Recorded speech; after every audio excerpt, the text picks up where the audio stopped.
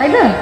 কোনো বাচ্চা ছেলে যদি বেশি খেলা করে তার বাবা মা তাকে খুব বকা দেয়, ও বাবা ঝগড়া করো না বাবা, জায়গা নিয়ে ঝগড়া করো না। অনেক ভক্ত দাঁড়িয়ে আছে, দেখো তোমরা বসে আছো, হ্যাঁ বসে আছো, আর সুন্দর করে বসে থাকো, জায়গা নিয়ে ঝগড়া করো না।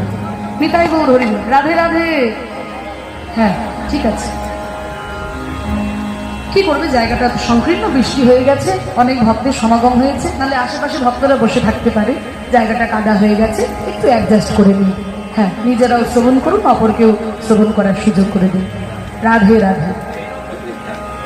ঠিক আছে বাবা, আর মাথা গরম করুন না, ঠিক আছে, রাধে রাধে। হ্যাঁ এবার শান্ত হবে, হরি বল।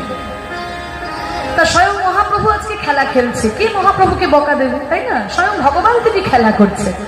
তা ভগবানের খেলার স্বাদ শুধুমাত্র এই কলিযুগে তা তো নয়, সত্য যুগ থেকে তিনি খেলতে ভালোবাসেন। ও মায়েরা জানেন তো, এত খেলতে ভগবান ভালোবাসে যে সত্য যুগে একজন ভগবান নিজেকে 4 ভাগে বিভক্ত করেছিলেন। সত্য যুগে বৈকুণ্ঠ ধামে কিন্তু একজন বিষ্ণু নেই, 4 জন বিষ্ণু রয়েছে। তারা কারা?